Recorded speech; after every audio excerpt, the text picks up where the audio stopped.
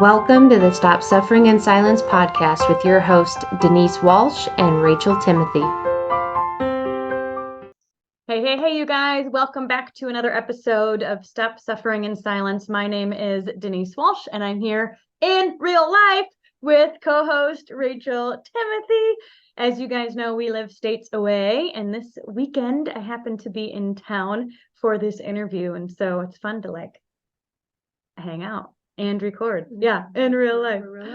I'm a former clinical psychologist, and Rachel is a trafficking survivor, also mom, also basketball superstar, also lots of things. And we here on Stop Suffering in Silence educate on all things trauma and trafficking and empower those on the healing journey. And when we heard the reel from our next guest, Rachel immediately said, we need to be friends. And so we'll put that reel in the comment section or the description box or all that kind of stuff below, because you guys need to see it too. But our next guest is the host of the Rachel Hamm Show on YouTube and Rumble. She's a best-selling author and speaker. She has been married to her husband, Marshall, for 26 years, and they have 4 adult sons. She had to fight her way out of a traumatic childhood, depression, panic attacks, poverty, satanic ritual abuse, and large-scale rejection when she exposed the abuse she endured. She's written a #1 best-selling autobiography called Life Beginning, which you can get on Amazon, and her website, rachelhamm.com. Also, we'll put that in the description box as well. After going through an extensive healing process, she worked for Live Nation, where she hosted many of the most successful artists and musicians in the world. When COVID lockdown brought concerts to a screeching halt, that's when she started the Rachel Hamm Show, which highlights cultural, spiritual, and political issues facing us today. Hosting that show led her to run for Secretary of State for the state of California in 2022. And now she is focused on her family, writing more books, and hosting her show. So big STOPSIS welcome to Rachel Hamm. Thank you. Thank you for having me. I'm excited to be with you guys. So we want to talk to you about a few different things. Your video was about basically seeing your abuser in real life and kind of running into him and the emotions that brought up, but then also the ability to see how far you've come, because it didn't trigger you into, spiraling and that kind of thing. You could really stand in your power. And so I want to talk to you about a couple things. #1 is a bit of your story, but then also we'll touch on the healing journey, because that's a whole nother story. So where do you want to start? Well, let's start with seeing that pastor, because that was what caused us to come together. So let's talk about that. Ever since I told on him in 2014, and it was always my worst fear that I was going to come face to face with him when I was alone.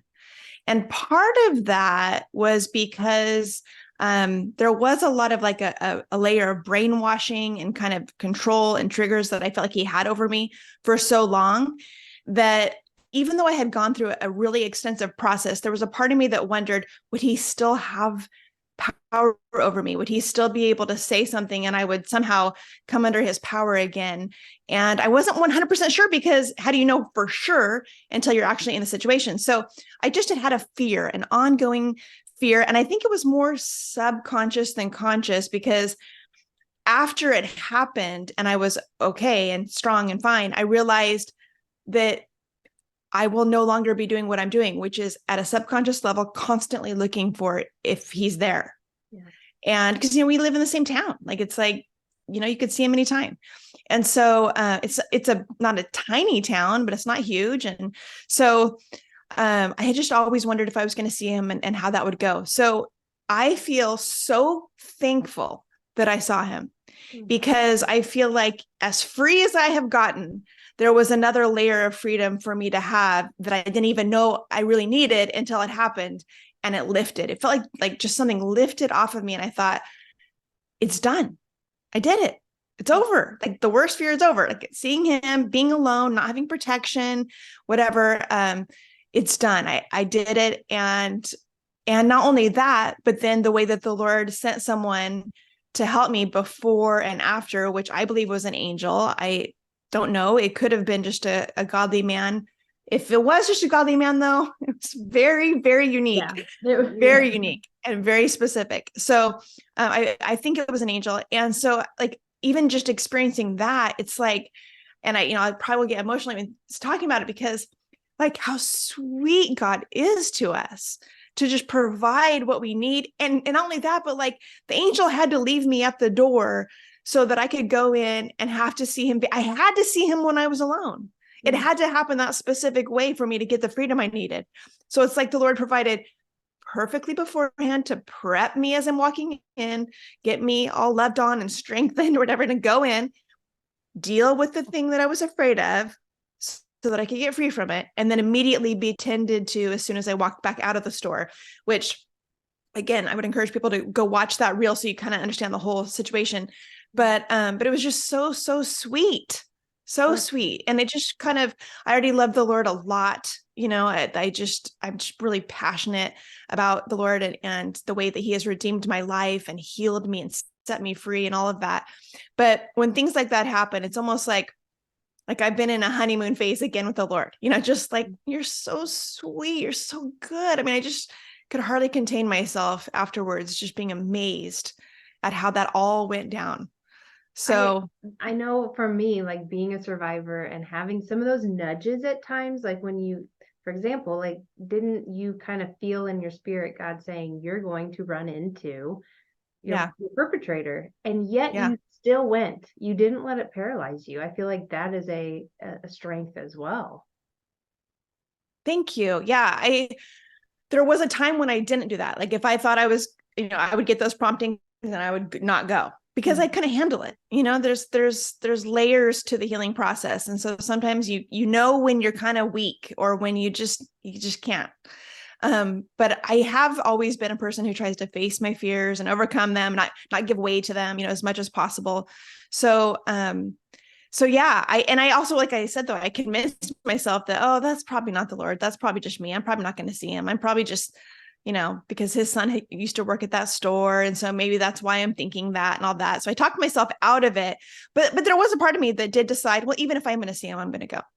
So, because, I just want to be free. I want to be as free as possible. And anytime there's something that is hindering you like that, where like, I can't go to that store because I might see him, you're not free. Right. To me, I'm not. And I want to be like maximum free. Yeah. So how old were you when the abuse started, and how long did it last? Well, I had multiple situations. So when I was in preschool, I was put into a preschool that was a satanic ritual, a coven. It was really a coven being run by witches with the guise of it being a preschool, which I've talked to quite a few other survivors. And it's like, that's very common, preschools. Wow. So several of my friends who are survivors, it was in a preschool. So, and it was satanic ritual abuse specifically, not just abuse. So, so it was, my mom was having surgery on her neck and had to go through the surgery process and then several months of recovery. And so my grandma had said, well, why don't we go ahead and put Rachel in preschool and I'll pay for it? Because we were very poor.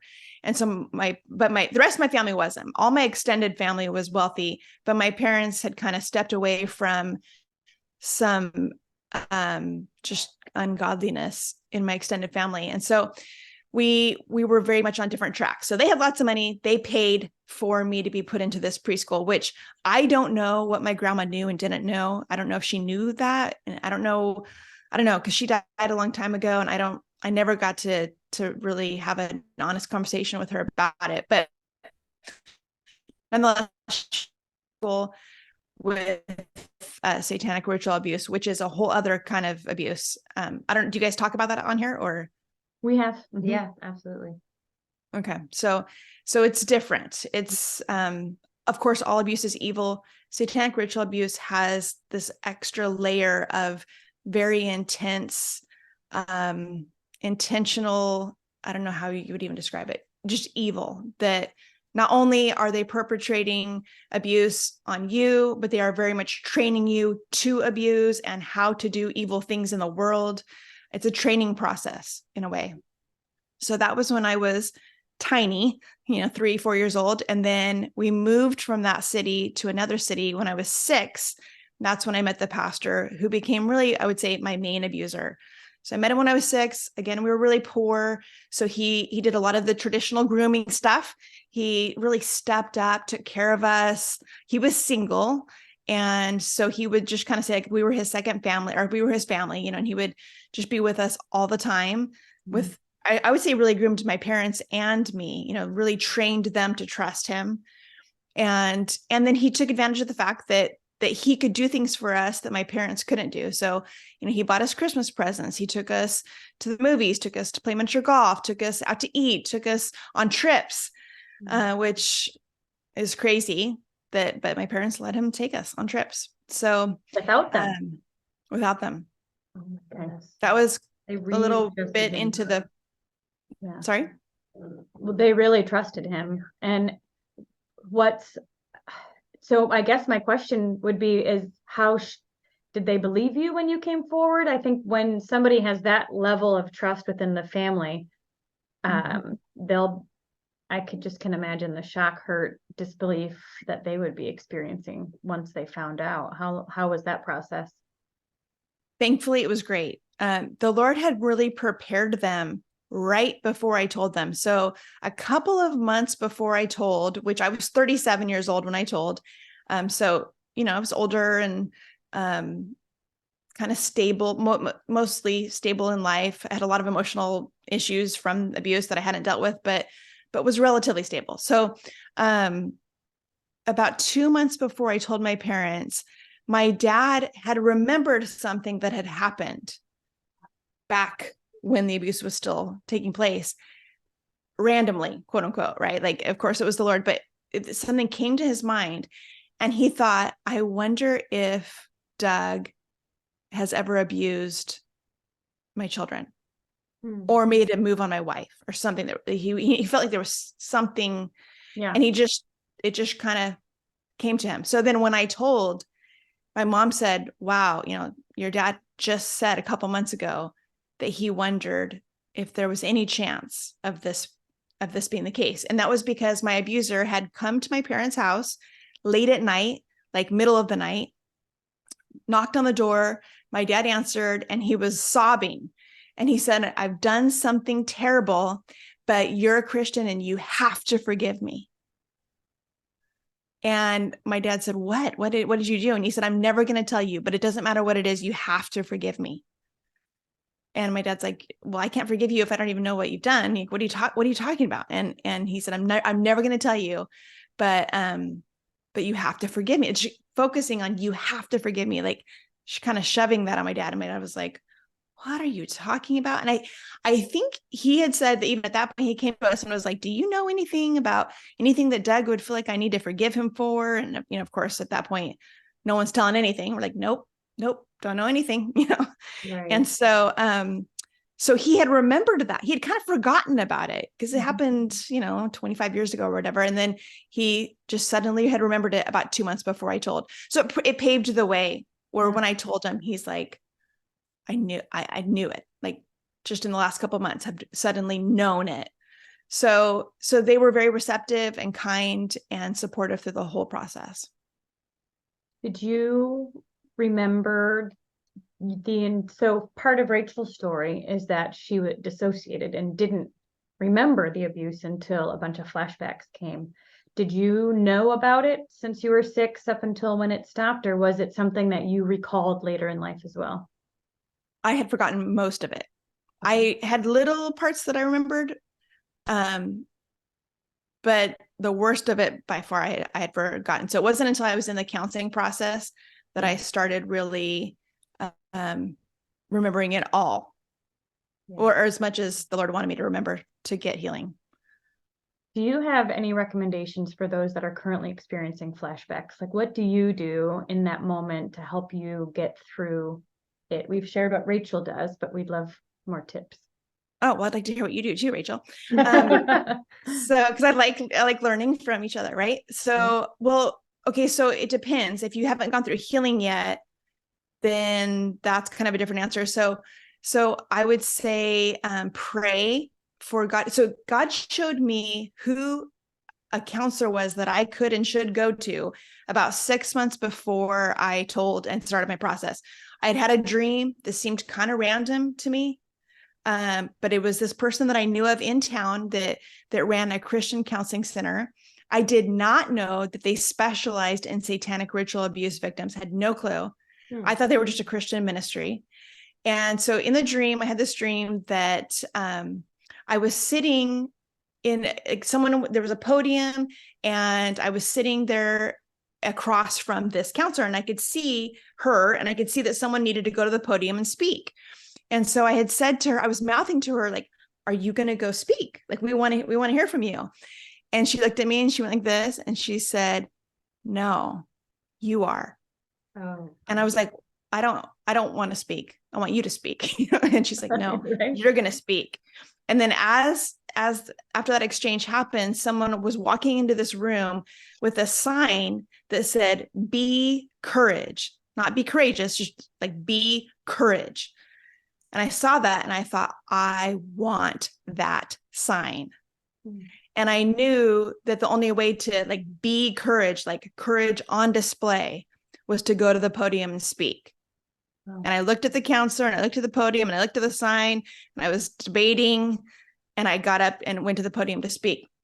And when I woke up, the Lord told me, she's safe. That counselor, she's safe.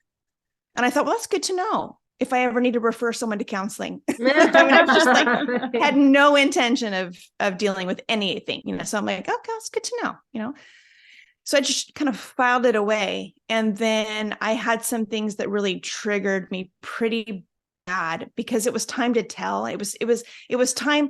God was allowing some things to kind of bubble up, because it was time for me to get healing. And so things were bubbling up. I'd had some things happen that had been really hard. And I started feeling like I needed to tell. And as I told first my husband and then my parents said, well, what about Joan from Kingdom Ministries? We hear she's a great counselor. And I immediately, the dream came back to me, and I remembered that dream and what the Lord had told me. And I was like, yes, I'll go to her. So I called and made an appointment, and then found out when I got there, they specialized. And it was such a God thing. So my point in telling you all that is that if it's time for people who are watching to get healing, they have some stuff, there's some memories coming back, or they have memories they've always had, or whatever. I would just be super prayerful. The only thing worse than not getting healing is going to the wrong person for healing. Like, because there's just so many bad counselors, right? So I would just be real prayerful, like, Lord, who is safe? Who can I get healing from? Who will help me? And then just trust that he'll show you who that is. And so if you haven't gotten healing, that's what I would say about what to do with flashbacks.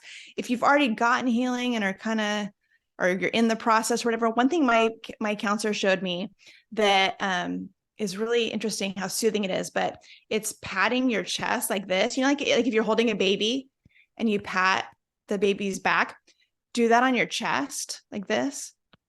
And it's very comforting. So occasionally, if I am feeling various things that you feel when you're a survivor, I just start going like this. I'll just say, I'm okay. You're okay. You're okay. You're okay. God is with you. You're an adult now. You can handle anything you need to handle. God will never leave you or forsake you. It's over now. Just different little things that you can say to yourself to soothe yourself, and then pat your back like that, your chest, which sounds kind of weird, but it's really comforting. It sounds like you're loving on your inner child, basically. Yeah. Reminding her you're safe. Yeah. That's so cool. Yeah. And I'll even say like I'm an adult now, and I'll take care of it. Yes. You don't have to. I'm here. I'm going to take care of it. That's awesome, because I've learned that my inner child didn't trust me to take care of it for a long time. And so there was that battle. So yeah, that is a powerful thing to say. What about writing? For me, writing flashbacks has been helpful too. Like once I'm able to breathe and, make sense of things. Writing it out has kind of helped move it to a different place. It feels like in my brain to where it's more of a memory and less of something I physically feel, if that makes sense. Yeah.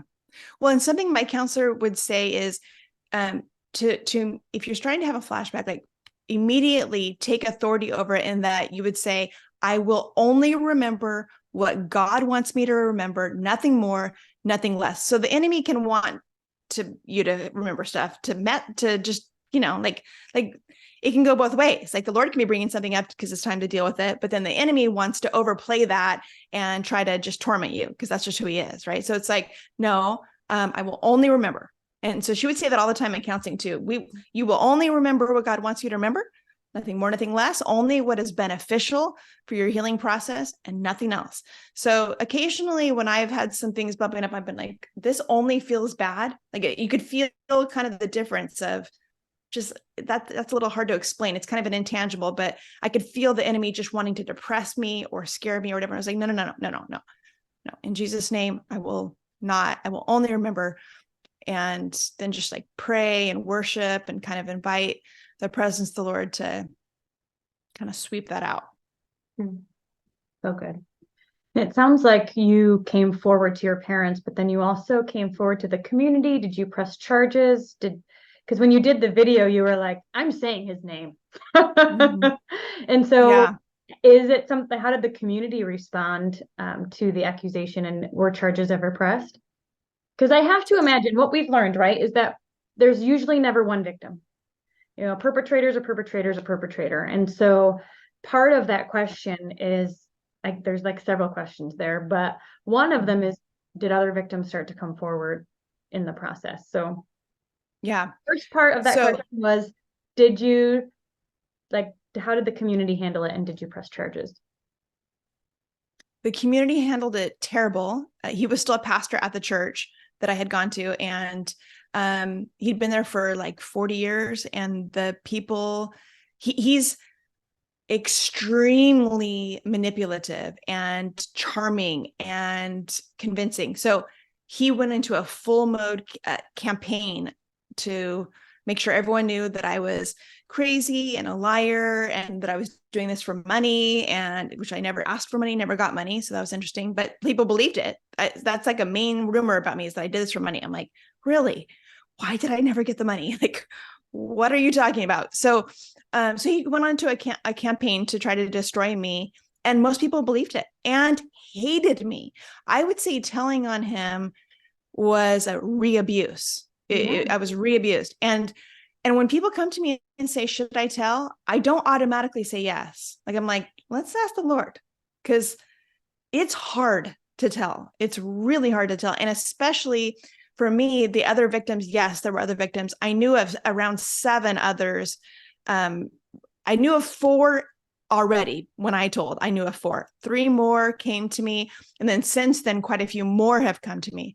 But at the time when I told, when they made the announcement in church that a claim has been made and an investigation is being done, there was a person sitting in the church who thought that was about her. She thought they had found, his wife must have found all of the messages that he'd been sending her, the sexually explicit, horrible messages, that she must have found those. And that's why this investigation is being done. So the whole time it was being done, she thought it was about her, even though no one ever spoke to her or did anything, because it wasn't about her. They had, she didn't know. So she ended up coming to me quite a bit afterwards saying, I just found out that was about you. I thought it was about me. And so I think she would have maybe told back when I was trying to get some of the victims to talk, but they were saying things like, well, I hear the stuff they're saying about you, and I just don't think I could handle it. Or my husband doesn't know, and he'll kill him if he finds out. Or there were just a lot of reasons why they didn't tell. I had a hard time with that, because if they would have told, it wouldn't have been my word against his word. And I think that would have helped a lot with the community and the community response, but they wouldn't. They were scared and had various reasons that they couldn't or wouldn't share. I've tried to come to a place of having more grace for that. At the time, I was furious. I mean, I was so furious, because I had to do everything alone. Mm-hmm. And it made it look like it was a lone victim. and it wasn't. And that was really hard. So what sent me into a hard period this summer was at the beginning of the summer, I found out that another victim had come forward and the church had paid her to not bring her allegations to light. And because I had been accused of doing it for money, I couldn't believe that someone else never had to even come into light. No one knows who she is, never made their claims known. So then it would be clear that I wasn't at least the only one. At least there was one other, even though there's lots more than that. It would have done so much good for me for those accusations to come to light and to be fleshed out. But instead, she was paid off. And so it just, that's when I realized they're not going to do the right thing here. I've been waiting 9 years for somebody to make it right, do the right thing, come into the light, him to tell the truth, whatever. And I realized this summer, that's not happening. That is not happening. So I don't necessarily think people should just tell. I think you really need to ask the Lord, am I supposed to tell? Are there people still currently being harmed? What is the outcome I'm looking for or whatever? Because a lot of times the people were horrible to me. I almost moved to Nashville actually when it happened. I really wanted to, because I wanted to get out of here. And I just love Nashville. So I was like, let's move to Nashville. And just not have to see all these people anymore. But I forgot what your other questions were. Well, hearing these stories it's where my mama bear comes out, because I'm like, who's protecting the children? And so it sounds like he was able to still be a pastor throughout all those years, even after an investigation. No. So they hired a third-party investigator to do an investigation, and the investigator tricked him and caught him in lies that came out. So it became evident, and the pastor, ended up getting trapped because he thought that they knew through this whole way that this investigator did this, that he thought that they knew that he had taken me across state lines for multiple nights in a hotel with one bed in the room and all this stuff. He had initially lied, said that it had never happened. Then he said, well, we did go, but we were in 2 different rooms. And then, well, there were 2 beds in the room and until the investigator kept saying, well, actually we have proof that we have the video footage of you going into that room. We have the hotel receipts. We have all this stuff that he did not have. So because he tricked him, he got at least that much, he confessed to it basically. So and then there were a couple other things like that he trapped him and got some truth out. So just based on the little bit he had gotten out, the investigator told the church leadership, you will be liable if you keep him on staff. He was the children's pastor at that point. So, you will be absolutely liable, and you have to fire him. Like there's no 2 ways about this. So the church instead, really still, I think, believing the pastor, let him resign instead of firing him, and put nothing on any kind of record of what had happened, and paid him a full 1.5 year severance pay, his regular pay, his medical benefits, and retirement for 18 months. While I was paying like $700 a month for counseling because I wanted to go to this Christian place and it wasn't covered by insurance, and I'm paying cash for all my stuff and my husband's counseling, my kids' counseling, and they're paying him. So he went and got another job he's a real estate agent. And so he began selling houses while he was still getting his 1.5 year pay. So he's getting double pay for 1.5 years. So he's still currently a real estate agent, and that's what he's done. He's not a pastor. What happened to being a mandated reporter, churches? I'm like, there's just so much stuff that doesn't make any sense, and it's heartbreaking. So my counselor did call. She called the police and the church. And so after my very first session, I thought I was just getting healing for me. I didn't really intend on telling on him. Like, I didn't plan on telling the church. I just planned on getting healing for my issues. Yeah. And after the first session, she said, I'm a mandated reporter. I'm going to be calling the police. I'm going to be calling the church. Like, it told me the whole thing. I was like, oh my gosh. So which I knew about mandated reporters, but I guess I had thought that was only if they were a child. Like, I didn't know that as an adult, I'm telling that she's going to call. I thought it was if a child was telling. So does that make sense? So I was taken back. I really did not know that she was going to to Churches have to do that. are mandated reporters as well. And they're supposed to. Mhm. And I think that's we have talked a lot about the poor response that churches often have, whether it's not believing and shoving the victims or survivors out and keeping the wolf in sheep's clothing around, or going to, even if the abuse is acknowledged, jumping straight to, well, you need to forgive him and Right. be around him because that's what Christians should do. And we just have a lot to say about that. And it sounds like your church was similar in that response. Yeah. Yeah. It was. Yeah. In fact, he stayed attending the church, even though he wasn't a pastor there. And I was told it would probably be best if I never returned. Right. And I said, really, I didn't intend on returning anyway after how it had gone, right? But I said, really, why? And they said, well, we're just afraid that an angry mob would form and attack you. Okay. Oh my. Yeah. So Yeah. backwards. It's so backwards. So backwards. Have you ever seen the series Dirty John on Netflix? Ooh. Okay, so it's a true story. So we remember. Okay. It's so season 1, it's only like 7 episodes, like a little mini series.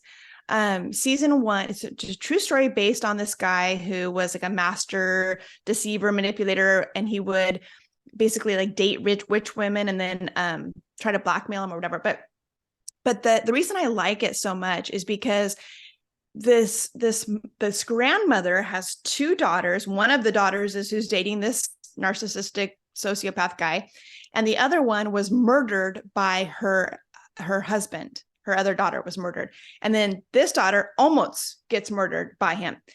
And part of what they really show in that is the reason those things happen was when those girls wanted to leave, their mom told them a good Christian woman forgives, loves at all time, blah, blah, blah, blah, blah, all the stuff, all the crap that keeps people in those kinds of situations, or makes you feel like, yeah, you need to forgive and move on. Like, yeah, I do need to forgive. And I have, and I'm constantly re-forgiving, whatever. But I understand for my freedom that I need to do that.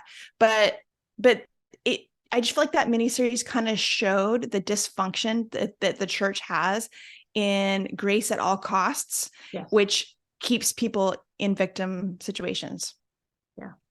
Yeah. It's heartbreaking because they are not teaching personal strength and healthy boundaries, or even what a healthy relationship looks like. And if this isn't it, you don't continue. And so it's just backwards how oftentimes we hear stories of the abuser being protected and not the victims. Yeah, it's really common. Really common. That's part of why I say I don't tell people to just tell automatically. It's like, you're going to be probably accused of all kinds of terrible things. So it's a re-victimization. So that's why it's like, why go through it unless there's a really compelling reason, unless the Holy Spirit is really prompting you to tell, unless other people are still currently being hurt under that person or whatever, which is, there was, for my situation, that was the case. So I did need to tell, but it's so hard.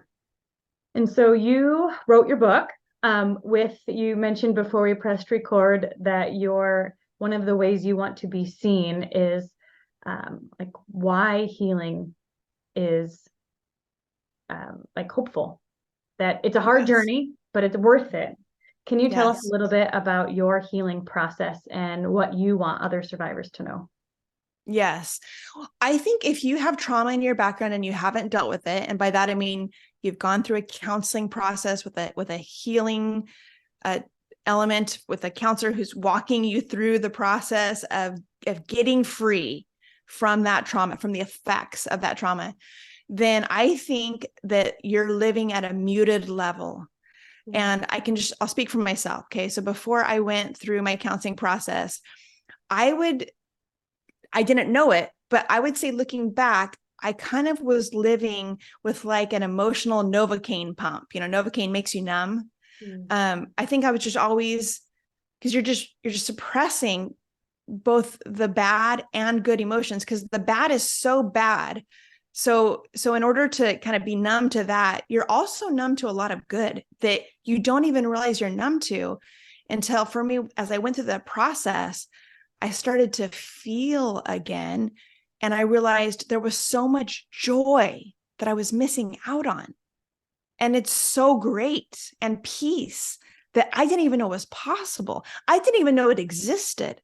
Like the kind of peace that I have after healing versus before healing. Before healing, it's like a constant buzzing, zzz, something is wrong, and you're just like trying to survive it. Just keep going, just keep paddling, because you think you don't know any different, so you don't even know that there's actually another place you can go where you can just kind of like lay on a raft and float around a pool and have peace and sleep well at night, and nightmares can actually stop happening, and you can you can laugh freely with no gnawing butterflies in your stomach telling you don't laugh too hard because you never know when the other shoe is going to fall, like that kind of just constant adrenaline that trauma brings. So it's worth it, but it's hard. And so it's important that you know that it's worth it, because otherwise you might get into the process, or maybe you're not even choosing the process because you think it's too hard, or because you think you don't need it. Because I really thought I didn't need it. When I told on my abuser and told about the preschool, told about everything, my parents suggested that I should go to counseling. And I said I didn't think I needed it, which is hilarious because I went to the first appointment and I said, well, that I'd go to like 1 or 2 appointments if that would make them feel better. so I went, which my counseling process was a little over 2 years of every week counseling. Yeah. Okay. So Yeah. I needed counseling like real bad, but I didn't realize how much of the negative fruit in my life was directly connected to that. I thought it was all separate. I wasn't really connecting all the things. So once I started getting into the process and getting set free, just one session at a time, just a little more freedom, before you know it, you're looking around and it's like, this isn't even the same world that I used to live in. Yeah. And the way that I wrote it in my book is that it was like pre-healing. It was like I was wearing glasses that were totally smudged, just filthy smudged, and you're looking around and you think this is just the world. Mm-hmm. And then someone takes off the glasses and cleans them and puts them back on your eyes. And you're like, what? I've never even seen this world. I didn't even know it existed because the smudges were so intense, and the world is beautiful post-healing. It's worth it. It's really, really worth it. And so I think that I would caution people who have been through things, because you might be telling yourself you don't need a healing process. And you also might think that what you went through wasn't trauma, which I smile because that's what I had always told myself. And it makes me laugh in hindsight because I'd had like really intense trauma. And I was like, oh, well, I mean, other people have been through worse things. And, I'm older now. I'm fine. It's over now. Move on, just all the things that you tell yourself. So first I would caution you in not doing that. Like maybe ask the Holy Spirit, is there anything I've been through that might need healing? And then if you find out that yes, there might be something that needs healing, then I would encourage you to really stick with the process all the way through until you really do reach that place where you're looking through those glasses and the world looks beautiful. Love it. I mean, I would say one of the things that I recognized with myself when I started to like feel and not be numb anymore was, yes, you feel the good, but man, everything also is so, it gets harder before it gets easier, I guess is what I'm trying to say. It gets more painful the moment you start trying to heal. And so I think that's kind of what you were alluding to. Like, don't quit in that moment, because you're not going to feel that way forever. It is going to get to where those glasses and the smudges are gone and all of that. But it almost gets harder before it gets better. I think for sure it gets hard. That's part of why I say stay with it all the way through. Because once you start, you're like, this sucks. I mean, I drank too much. I ate too much for the first like good 6 months of healing, because I was like, this is horrible. And I would ask my counselor every week, now, why is this worth it again? What? And I gained like 20 pounds and just, it was rough. We're in the middle of like this trauma group right now called Reflecting Ownership. And one of our women asked us this last week, can you tell me what not having ownership issues even looks like? Like, what am I going to be looking forward to? Because she can't imagine a life where, you don't have triggers that automatically send you into a spiral of feeling like your abuser is literally standing right next to you. She's like, can you tell me, like, what does that life even look like? Because I can't even picture it. And that's kind of that beginning of the healing process. I love the idea of casting a vision for what we would never say healed, right? Because we're all always healing and growing and all of that. But what does life look like at the end of the tunnel? What does freedom feel like? What does it look like to be able to go to the store and not even wonder who's going to be there because you don't even care? And so what is it like? And really casting that vision for somebody at the beginning is helpful, because when it does get hard, those are the things that will keep you in the game. For me, a big difference was the butterfly in your stomach feeling. I used to have that all the time, and now I don't.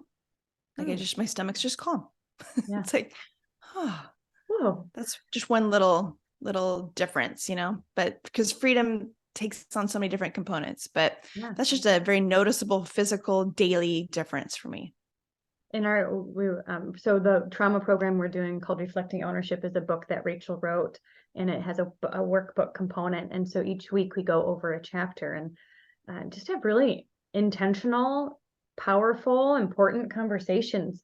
And this last group, a conversation came up about trust. And one of the girls said, the people around me, all I see are red flags, red flag, red flag, red flag, red flag, red flag.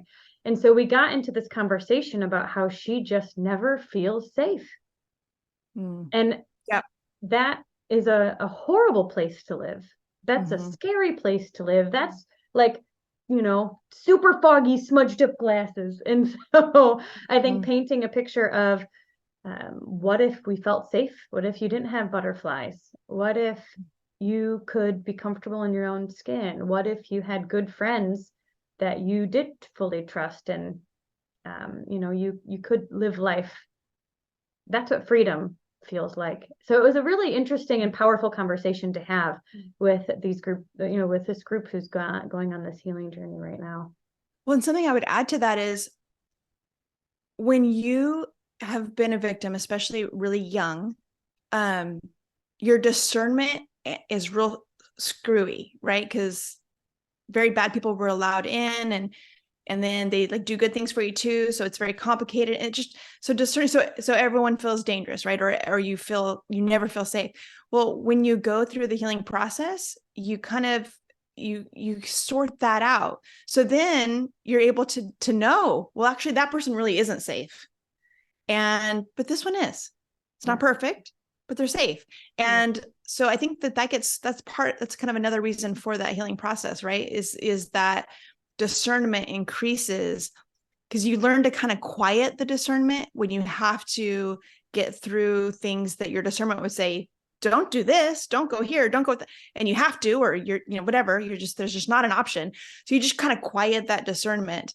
And for me, I felt like that discernment came back alive, and I realized it had been there all along. I just was always like pressing it down and allowing unsafe people even to be around me.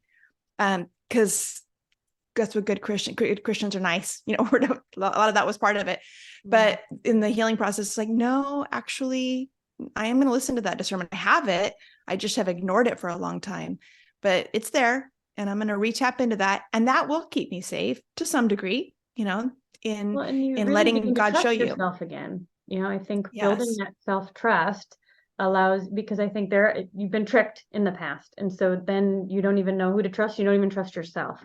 And so building that inner strength to trust your own intuition again is it's a superpower that comes back throughout the healing journey. Yeah. Yep. Absolutely. Now, the last few episodes of our podcast, we have been talking about the Tim Ballard situation, which we have had the opportunity to connect with Operation Underground Railroad and get to know some of the guys who have been on operations with them. And so to have the Tim Ballard, who was basically the face of OUR, whether we like it or not, right? Because we're like, the children are the real face. Yes. But another person in power is being accused of sexual misconduct. Yeah. And so I'd love to hear your thoughts on either him specifically or this, like how, I've got two questions. One is, why do bad people get positions of power? And I think we probably know the answer, but it's an interesting conversation. But then also how like it impacts the community when they're Yeah. disappointed again and again and again and again, because it is disappointing. It's very disappointing, right? It's not how it's supposed to be. But unfortunately, predators seek positions that give them access.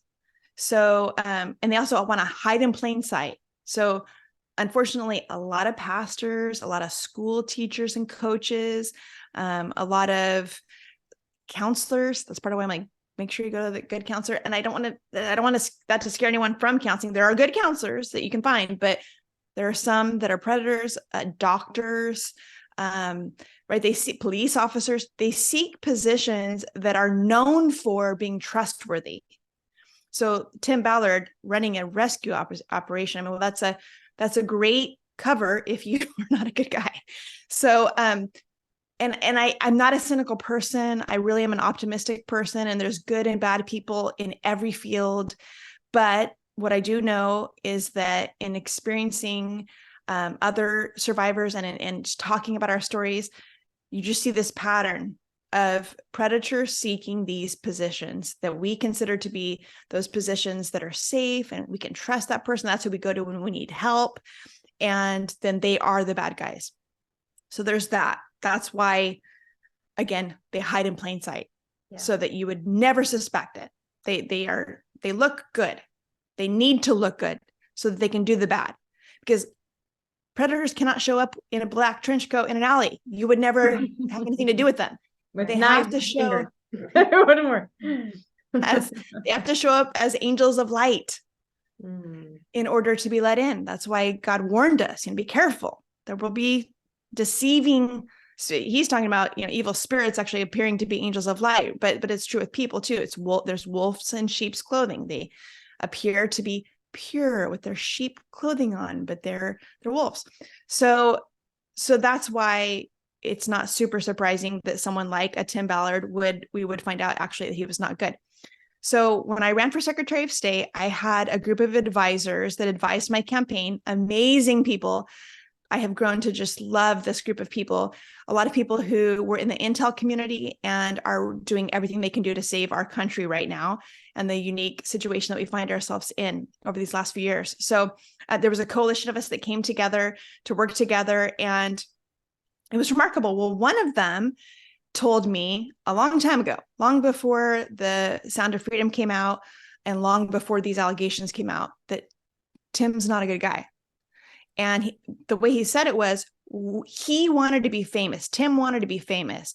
So we made his movie to make him famous. And when the movie comes out, all the little critters are going to come out from the dark and tell the truth about him because he's a bad guy. And I kept that to myself for a variety of reasons. Even when the movie came out, I did go see the movie. A part of me was like, I didn't want to see the movie, but I did want to see the movie ultimately, partially because Jim Caviezel is someone I know, Jim, and I actually was with him right after he filmed the movie, and then I was with him when he was raising money to try to get it produced and all that.